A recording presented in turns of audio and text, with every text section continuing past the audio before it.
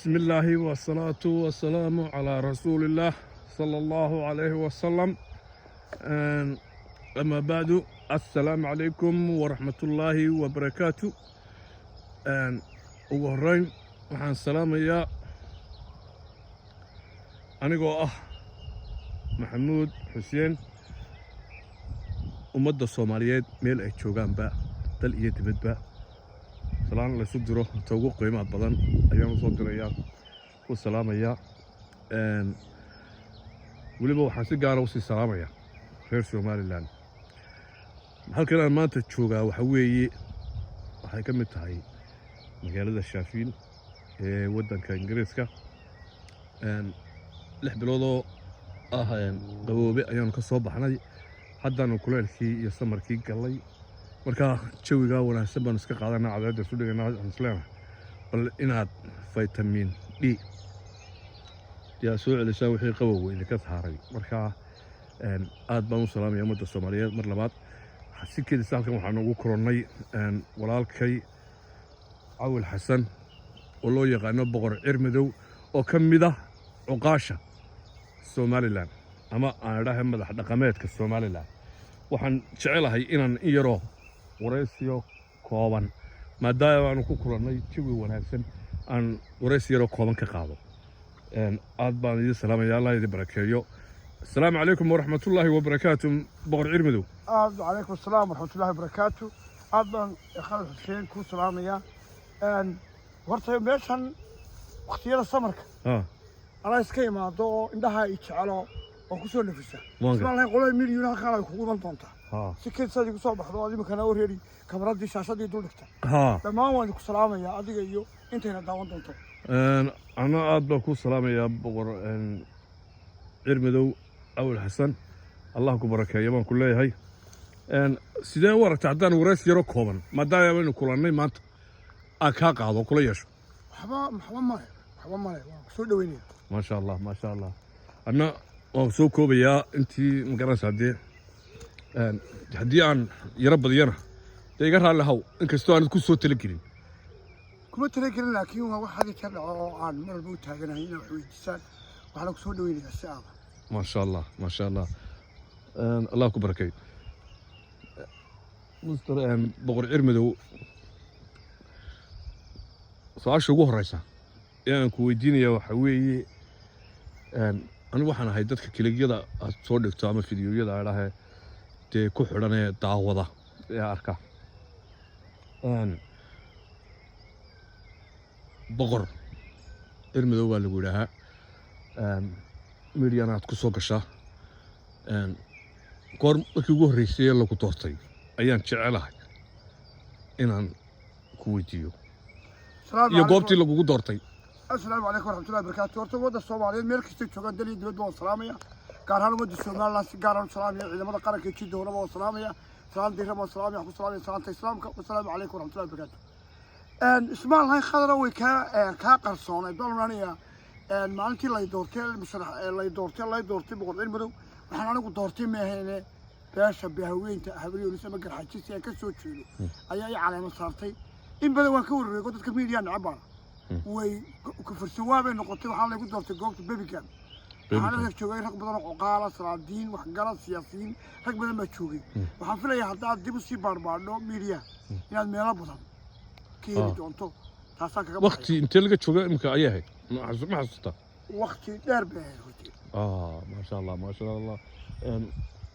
sandarad raagtay aad baan ku salaamayaa boqor cirmadow mar labaad wadiga taade sidee hadbad igu cadaysay waa ka qaatay waxaan kaloo arkaa media su'aashana waan jecelahay saddex nin baan ku xidhanay saddexdaba oo marka la eegana isku reer ka soo jeeda waliba beesha isaaq nin waxa la yahay boqor burmadow ninna waxa la yahay boqor badmadow adna waxa la baxday boqor cirmadow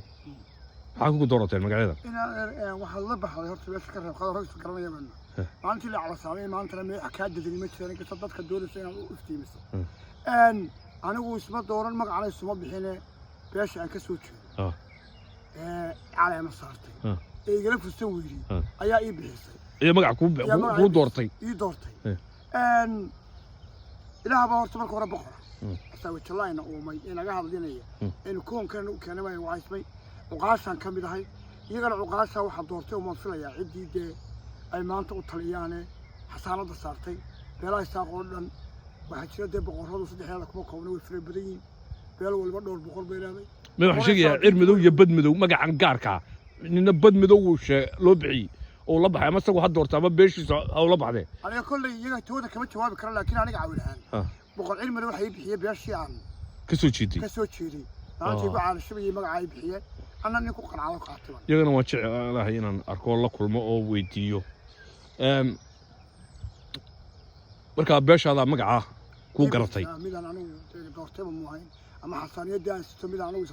marka ma hore lagu bixiyay mise goobtii lagu calaamisaariyay laga dhawaaqay tiibana ku qaatay anigu lamaantii aan sidii xilka ku sheegay magaciina uu fiiriyahay meel walba galay shacabkuna iyo soo yiri Soomaaliland waad mahadsan tahay su'aasha ay igu xigta saddexdiina boqorkeeba ugu horreeyay saaqa waxa ugu horreeyay boqor buruud iyo ku xigay أنا أقول بقول علم adiga iyo bad madow kii nee horreeyay أنا horreeyay هذا حاصل مليون تبصير هذا بدل لو تكوك توتاس خمانيات تدخل يفتيونسه البريال تقول دكتور وايد واتانو dadka ugu jawaabtay wad ku maasanta adiga jawaabtay igan raali hawadii hada wax xaqiiqo ah ma waxaan ku jawaabay wax xaqiiqo ah igana raali media nin walba hadii fiilkiisa la soo saaro laga helayo igana raali hawadii su'aalo dheeraad ku weydiiyo ma garata inaan aan ku tala gelin iga raali ahaanaysaa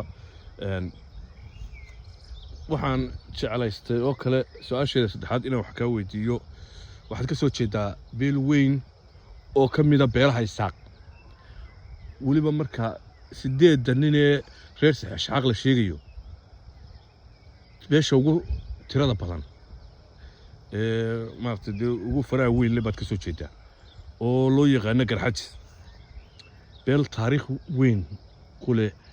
bulshada Soomaaliyeed baad ka soo jeedaa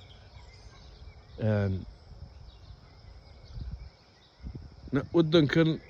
aynu degnay ee la yiraahdo Somaliland waad garanaysaa war kuma saakana xilligu baxay iyo sidoo ku baxay magaca Somaliland iyo waqtigu baxay waxaad ogtahay oo kale inuu ahaa dawladii ugu horeysay ee Soomaaliyeed ee calan ay leedahay adduunka laga taago okay calankeenii waynu qaadnay Soomaalidii kale ee Talyaanigu xukumi jiray baynu ku darsanaa aynu la galnaa kadib dhibaatadii dhacday wad ogta waynu soo noqonayo calankeeni dib la soo noqonayo goonisu taag ayaynu ku dhawaaqnay 30 sanadood 32 sano 33 sano baan dhahay imika waxaynu hayn dawlad gaar ah hadda waxaad moodaa markaan xaaladda waddanka wada socotaaye in arrimihii ay dhaarkii ka jiray Somaliland in haddana dib u soo cusboonaadeen oo la soo deemartay dagaal qorshaysan Somaliland lagu soo qaaday dagaalkaas imika muddo 3 bilood ah waddankeeni ka soconayay gaar ahaan la sacaanood meesha ugu horreysay ka bilaabmay wali uu ku wareegaya tayn kastaan maqlayba shalayto cirkaabana waxba ka bilaabmay oo ka dhacaya ilaahay hanaga shirkooda ilaahay ka maga kala dhiig islaamo daadanaya wax lagu farxan maaha yalkadeedii dhibaatada wada waa iska cadaan doonta maadaama dhibaatadaasi jirto beeshii weyneed ee Garxajiis banaankaas istaagto waxay yiraahdeen anagu kama mid nihin dagaalka iyo arrimaha ka soconaya la sacanada Somaliland dagaalkana kuma jiro waxa ka wadaan arrinka ama beeshaadu ka wadaan bismillaahir rahmaanir rahiim marna waa salaadii Somaliland iyo ciidamada qaranka jamhuuriyadda Somaliland in nabadooda lagu seexdo xuduudaha sugaya in nabadgelyada shacabka sugaya aad baan u salaamayaa kala duwan boolisle military ee si walba mar walba u taagan aad baan u salaamayaa ilaahay subxaanahu wa ta'aala guul tushinaha taban leh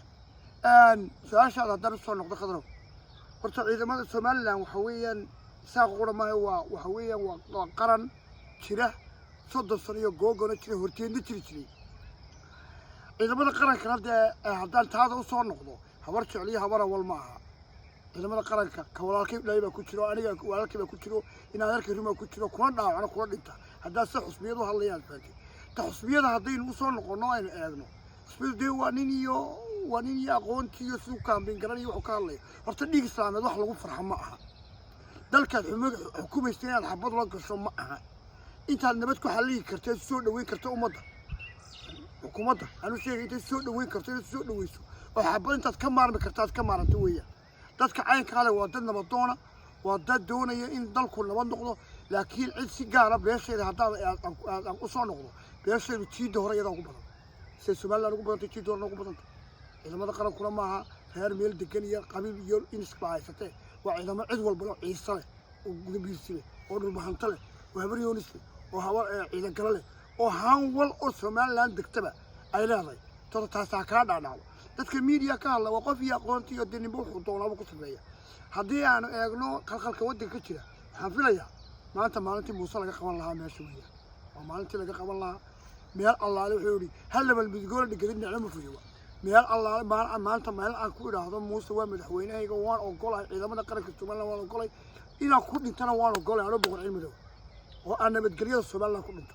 inta u haysata xusbiyada ishayo u haysatay garxajise ama isaaqi kale u haysata inay beesha garxaj ka baxday wala ka bixinay kala waa lagu baahan maxaa dalku xukumaysa kabcaarska ma sheegay reerkayga ma sheegay war maxaa dalka doonaysaa inaad ku xukunto markaad badbaadin weydo xuduudaha xidhi weydo markaad ciidankaaga geen weydo markaad dhaqaalahaaga geen weydo markaad naftaada geen weydo yaad xukumaysaa yaa ku raacaya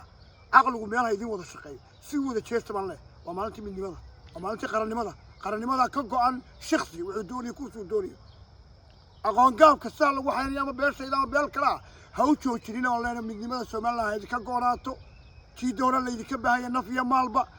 dadkii isku duubnaaday xuduudaha markaynu sugnaameen ciidaynu doonado muuse kursi buu daaysaa biri buu ka degaya cod baa saaray farteena baa saartay birina farteena inuu kaga rognaa kaynu doonana war ha idinka go'naato Somalilandnimadu waa ka baxay. Assalaamu calaykum warahmatullahi wabarakatuh. waad mahadsantahay.